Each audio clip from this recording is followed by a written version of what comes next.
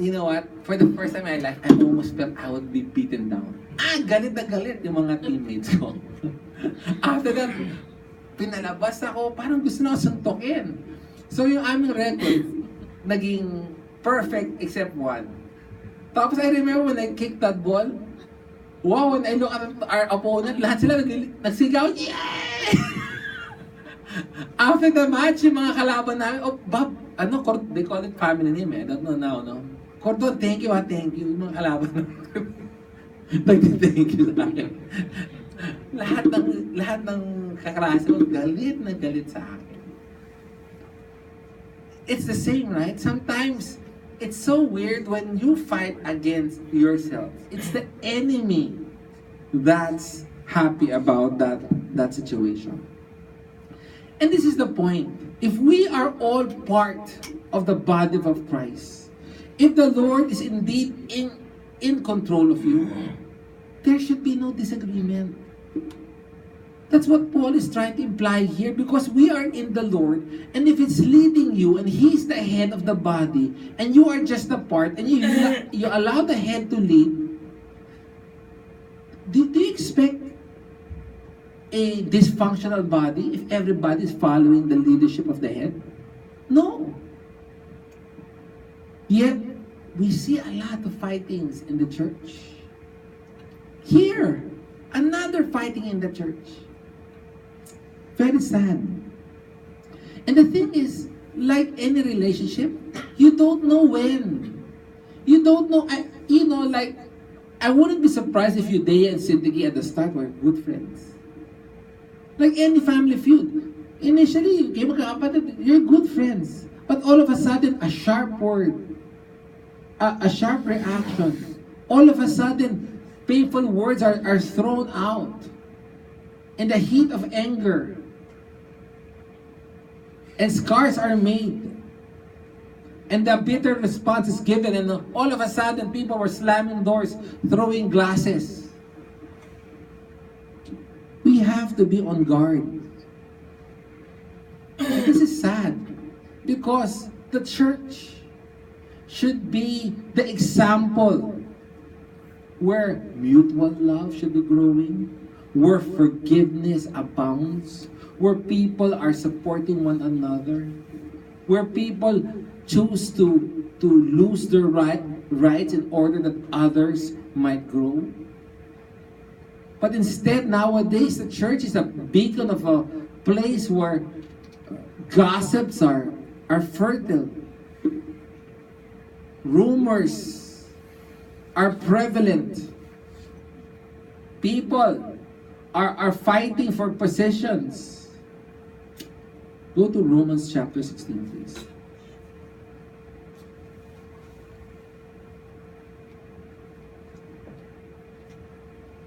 Romans 16, verse 17 says, "Now I urge you, brethren, keep your eyes on those who cause dissension and hindrance contrary to the teachings which you have learned, and turn away from them." We have to be on guard in our church against these people who cause dissensions and quarrels and gossip that cause divisions, right? If you note here, between the disagreement between Judea and Syntyche, Paul is not taking sides. So chances are, what they're fighting for is nothing theological. He was not correcting any wrong teaching. Alam mo, Judea, mali ka eh. O Syntyche, yung turo mo mali. He's not saying that.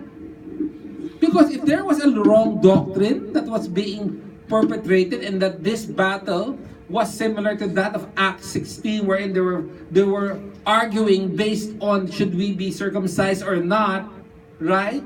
Here, there's none of that. So these are small fights brought about by two alpha males butting heads.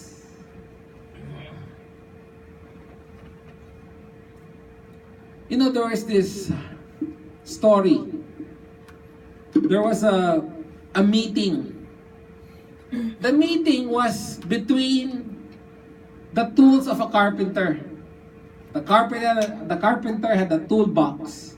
And there was a meeting between the tools of the carpenter. And the hammer presided the meeting. Pak, pak. I call this meeting into adjournment. Nako. Several of the tools protested. Sabi niya, you know, hammer, you should leave the meeting.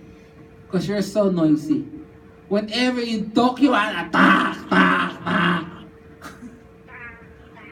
Tak, tak, tak, right? Okay, the hammer said, if I'm leaving this meeting, si Brother Screwdriver should join me. Kasi si Screwdriver, he has to turn and turn and turn and turn just to accomplish something. Si Screwdriver did not like what Brother Hammer said. Sabi niya, yeah. If I'm leaving, guess what? Brother Plane. Ano yung plane yung mga ganun? Brother Plane should leave also. Why? All of his work is only surface level. He's not deep. Walang kwenta siya dito sa mga meeting natin. Surface level lang siya. Walang depth. Si Brother Plane medyo na-offend. Sabi niya, ganun ba? Kung ganun, si Brother Rulers, kasama rin yan. Why? Because whenever he's around, he wants to measure people and thinks he's the only right guy. He keeps on measuring and measuring and measuring. Judgmental yan eh. Always measure and thinks siya lang ang tama. Si Ruler sabi niya, ganun? Dapat si Sandpaper rin kasama, si Brother Sandpaper. Why? He's rough. And he always rubs the people the wrong way. Dapat wala rin siya. All of a sudden, the carpenter came. Sabi nga, the carpenter from Nazareth came. He got his tools. He got the hammer, the screws, the nails, the ruler, worked it out, and built a pulpit. Then the hammer said, "Brethren, I observe that all of us are working together with the Lord." That's the problem with the church today. We just like fighting. In the process, nothing is achieved. That's the problem with us Christians. Despite the fact that we are Christians, we choose not to forgive. And some people are so prideful that they tell themselves, I'll take this to the grave. Wow. And nothing is done. Nothing is done, especially for the glory of God.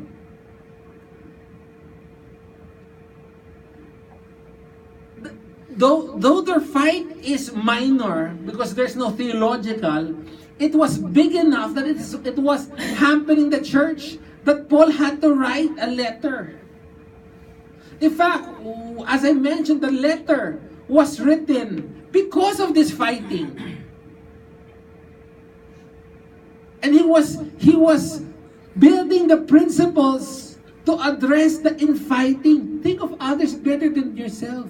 Serve one another. Right? Have this attitude. Walk in a manner worthy of the gospel. Go to 1 Corinthians, please.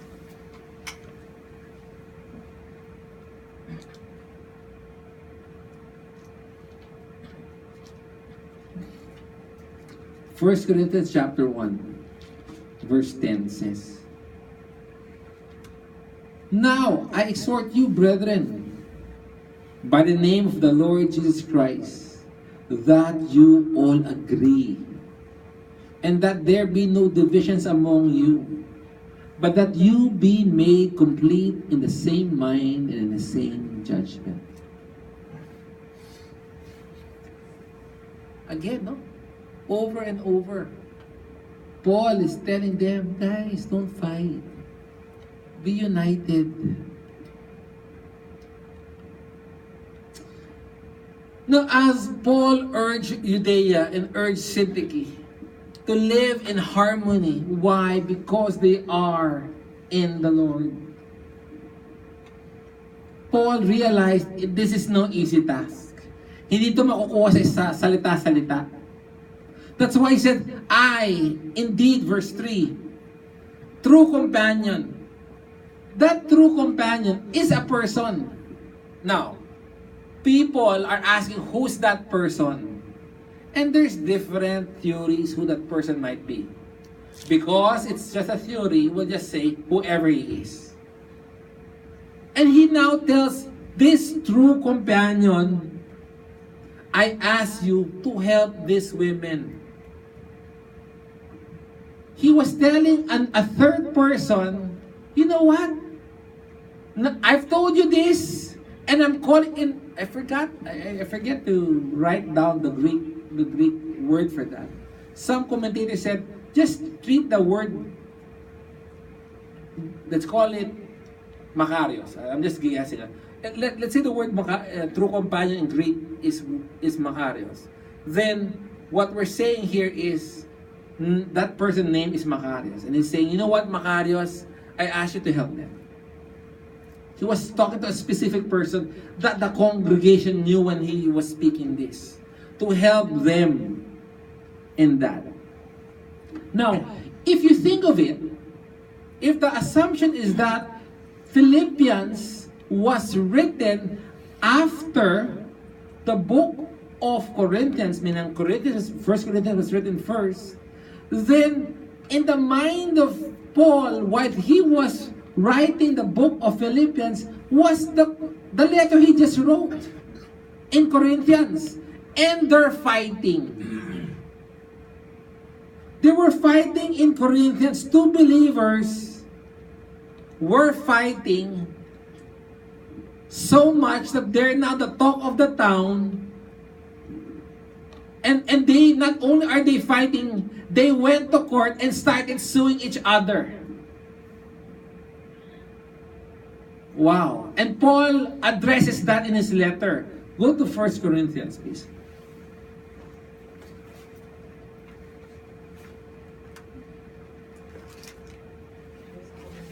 Chapter 6.